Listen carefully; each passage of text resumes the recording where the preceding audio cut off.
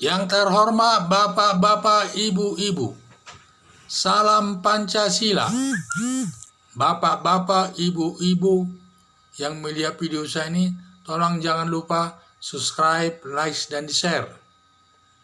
Sifatnya gratis. Saya akan mengomentari satu orang polisi diintimidasi preman di Deli Serdang, Medan. Ini sumber saya ini Metro TV. Jadi saya lihat di televisi itu ada beberapa orang preman sedang mencegat truk barang, minta uang, mungkin itu minta uang, ya, istilahnya dipalak lah ya. Ternyata ada polisi yang melihatnya, lantas polisi ini menegur orang itu jangan berbuat demikian.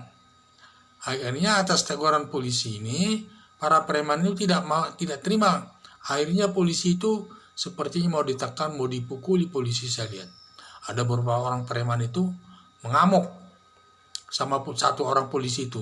Mungkin satu orang polisi ini tidak berani dia bertindak karena dia cuma satu orang. Sebenarnya kalau dia bertindak bisa saja dia punya pistol, tinggal ditembak bisa saja, apalagi kondisi sedang terancam. Cuman polisinya tidak bertindak demikian, tenang aja dia.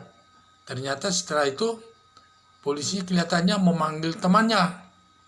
Alhasil semua preman itu ditangkap, dibawa ke kantor polisi. Saya lihat setelah di kantor polisi, mereka mengucapkan apa? Minta maaf kepada masyarakat dan lain sebagainya. Jadi saya lihat preman itu rupanya kalau sendiri, kalau berteman beberapa orang temannya berani melawan polisi. Tetapi pada saat di kantor polisi, takutnya bukan main. Saya lihat dari wajahnya itu, takutnya saya lihat menghadapi polisi itu. Jadi saya pikir ini preman ini untuk menjaga keamanan di jalan, terutama truk-truk itu. Kan truk-truk itu posisinya sekarang sedang berjasa atau membawa barang untuk kebutuhan pokok dari satu daerah ke daerah yang lain. Dan itu perlu mendapat perhatian khususnya dari aparat penegak hukum, terutama kepolisian.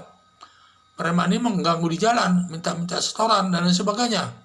Saran saya supaya polisi bertindak tegas.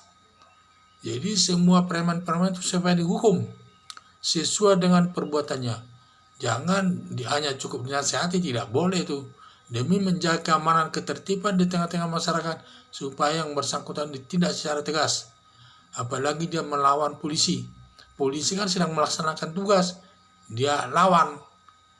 Sehingga itu salah satu unsur memperberat hukuman para preman ini. Pada saat polisi melaksanakan tugas, diganggu, dilawannya, malah diserang beberapa orang preman itu, diintimidasi, dan sepertinya saya lihat mau diserang, mau dipukul, polisinya pun mundur-mundur. Jadi itu saya lihat aparat penegak hukum polisi tidak boleh kalah menghadapi preman, harus melawan. Jadi perlengkapi senjata, cuma dia baik senjatanya tidak memanfaatkannya. Kalau tidak terpaksa.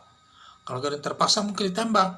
Kalau ditembak pun polisi tidak bisa dihukum karena dia melaksanakan tugas. Dia dilindungi pasal 50 KUHP, polisi dalam melaksanakan tugasnya tidak dapat dipidana. Itu ketentuan hukum. Kalau kita pergi ke ketentuan hukum, polisi ini bisa bertindak melawan mereka, melakukan penembakan. Cuman tidak dilakukannya. Dia sabar saja dengan cara-cara dia memanggil temannya. Kemudian orang itu ditangkap, kelihatannya dibawa ke kantor polisi. Setelah di kantor polisi saya lihat ada yang pucat mukanya, minta maaf ke masyarakat, menyesali perbuatannya dan sebagainya. Ya, ini juga ya semua kalau sudah dia berhadapan dengan polisi, ya semua orang takut ya. Saya lihat preman ini kalau dia berjumlah banyak menghadapi satu orang polisi, beraninya bukan main. Sangat berani saya melihat kejadian itu. Sepertinya ditekan, dijorok-jorokin, dorong-dorong itu polisi sampai polisi itu mundur-mundur. Karena dia hanya sendiri. Ya wajar aja demikian. Daripada dia bertindak tegas langsung, sebenarnya bertindak tegas dia bisa. Cuma tidak dilakukannya. Hanya menurut dia masalah kecil. Menyalahgunakan senjata itu. Kecuali kalau sudah terpojok benar, senjata itu bisa digunakannya. Dan kalaupun digunakannya senjata itu, sampai ada yang meninggal, polisi tidak bisa dihukum. Seperti saya bilang tadi, dilindungi dengan Undang-Undang Pasal 50 KUHP.